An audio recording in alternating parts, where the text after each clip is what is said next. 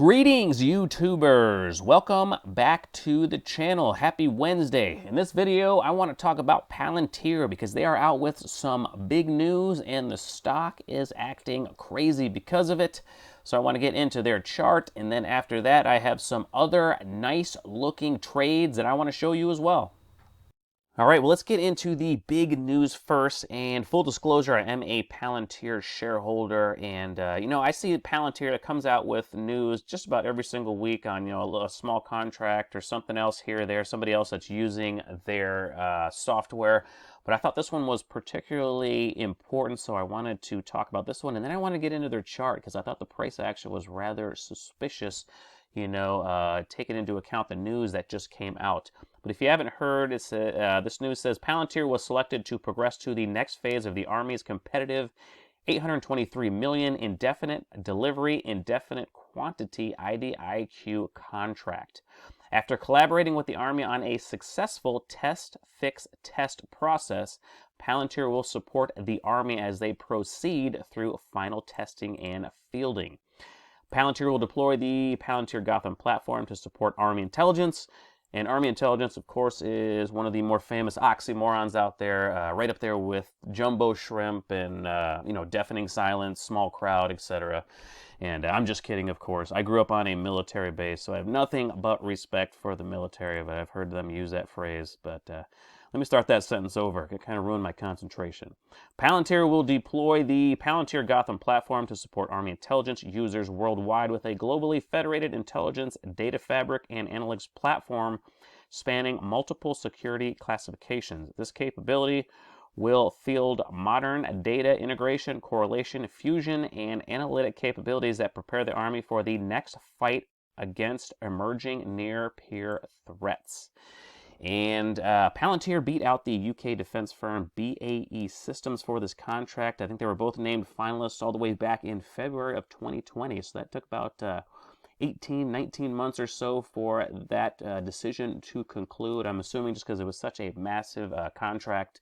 But that is very good news for Palantir for sure. But let's get into the price action. All right, well, let's get into this Palantir chart. And before I get into today's price action, I just want to point out something else on their daily chart. Ever since early summer, Palantir has been trending quite cleanly. If I zoom in a little bit, in early May, you can see it dipped below that 8-period exponential moving average, followed it down for a few weeks or so, then it jumped back above it and followed it up very cleanly in a very tight trend for several weeks before it finally broke down below it. Had the same thing for another few weeks, fought with it in late July, early August, before jumping back above it. Had a nice little trend for a few weeks. Had a little bit of turbulence in early September, but then it looked like it was taking off.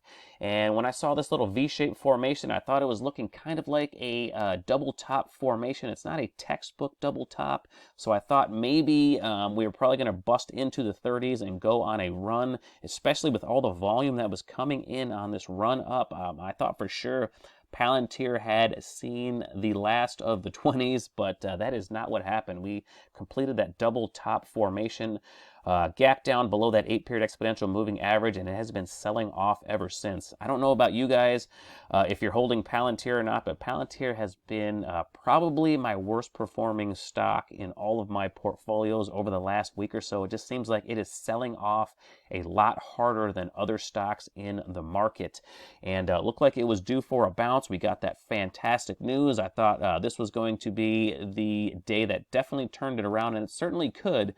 But man, on this gap up, it ran right into that 50-period simple moving average, that blue line, and the yellow line, which is the 200. And those are very strong moving averages. And they stopped Palantir dead in its tracks. It did an about face, and has been selling off the rest of the day.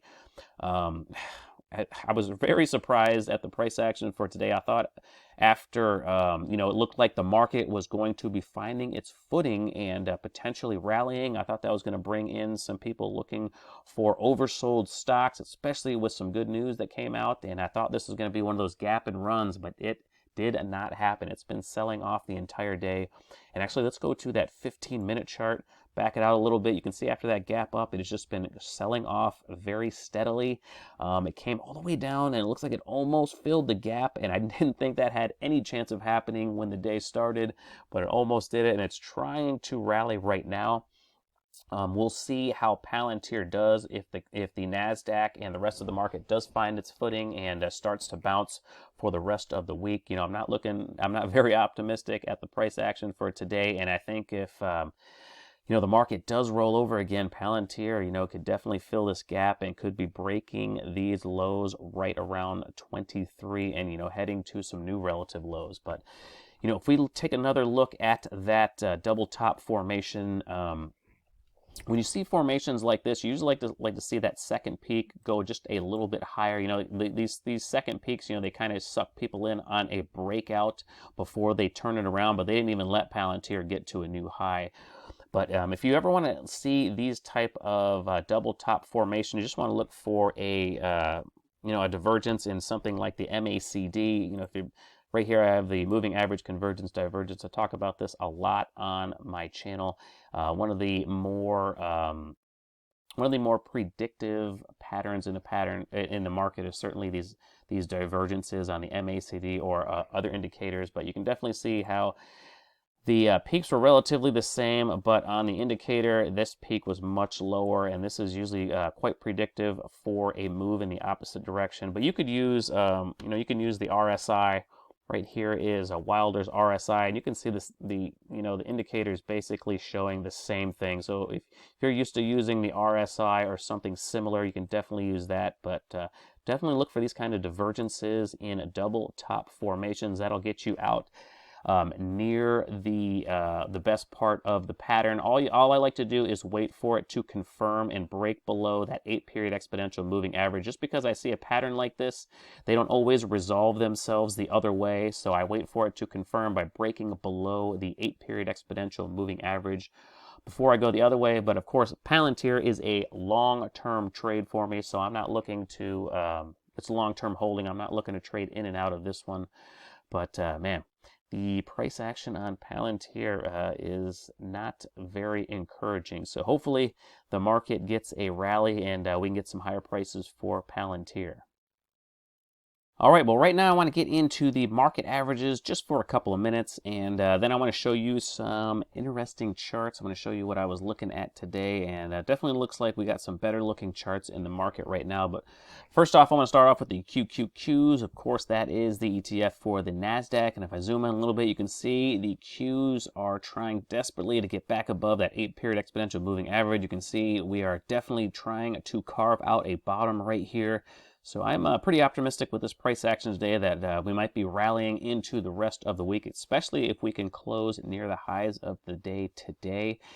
We did have that gap down today, and it has been bought up ever since, so that is very good news. And I've been taking a couple of positions, trying to position myself for this potential market rally we might get for the rest of the week. Hopefully I can capitalize on that. But going to that 15-minute chart, you know, this is the trend line that I have been watching the closest, and it looks like the Qs are trying to break above it. This is the 15-minute chart, and it has been bumping its head up against this trend line for man, the last week or so, and it looks like we might have finally broken above it. So if the Qs can hold it, I think we have a good chance of rallying for the rest of the week. We can definitely see that the lows are rising after this little false breakdown right here, a nice little saucer bottom false breakdown. The lows are rising, and it's definitely getting compressed, so hopefully we can get a bounce and break through this trend line on the Qs. I'm just going to go to the 15-minute chart on the other indices. We'll take a look at the diamonds, and I already have the consolidation box drawn on the diamonds. You can see that the diamonds have been going sideways and are just itching for a breakout. So that the diamonds are looking pretty good. And if we go over to the spider, which is the S&P 500, we see the same exact thing. So the spider is looking like it is trying to carve out a bottom itself and is consolidating right here. And if we can get a breakout to the upside, actually a breakout either way is probably going to be a decent sized move. I'm hoping it's to the upside because I have been positioning myself a little bit for a move up here. But yeah, the market averages are looking pretty good right here. All right, so let's get into some of the stocks that were on my radar today. And by the way, if you enjoy this video, if you enjoy this kind of information, I do like to give trading ideas, or at least trades that I'm looking at in every single video. So if that's something you like, please remember to subscribe and also hit that like button. That helps me out with the YouTube algorithm. I'd really appreciate that.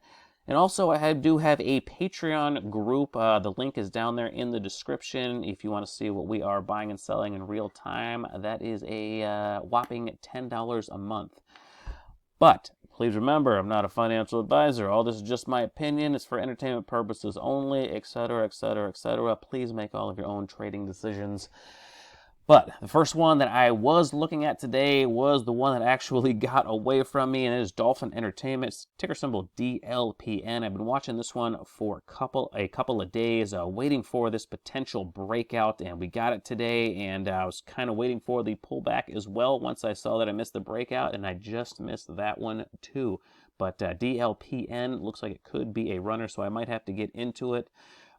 After I do this video, I'm going to take a look at the price action again and see if there's a safe area to enter the stock. But DLPN, I believe they're in the NFT space, so the cryptos and the NFTs are a little bit hot right now, so I wouldn't be surprised if this thing is a big runner. But this is what I was looking at. Go to the 15-minute chart. Looking at this nice rounded bottom formation. I was waiting for this breakout above 1250. And I was looking at something else, and this thing broke out when I wasn't looking, but that's no big deal. I'll just try to get it on a pullback. So I put in an order to buy it at 1261, but it just missed my order. Pulled all the way back to 1272 before it took off again. And right now it looks like it's probably going to be threatening $14 a share. So I probably should have raised my limit up a little bit. This is the support area I was looking at, so I did put my order above it just a little bit. I thought for sure after this sharp move up, it would at least pull back down to 1260, but that did not happen. But DLPN, definitely a nice looking chart, nice looking breakout. So I think if the market can continue to follow through to the upside, DLPN might be a pretty good runner. But the one that I did take today was Uber. Take a look at Uber's daily chart. We can see Uber had this nice big gap up and has just been moving sideways ever since. It's printing a nice green candle after a couple-day pullback. So I bought some $48 calls that expire on Friday. So if we get a sharp move up the rest of the week, those should pay off quite nicely. I think I only paid 20 cents a piece for them. And if we look at the 15-minute chart on Uber, we can definitely see that, man, this thing is just putting pressure on this resistance area. Those lows just keep rising, and hopefully either by the day's end or tomorrow or the next day, we get an explosion to the upside, and I could clean house on those options.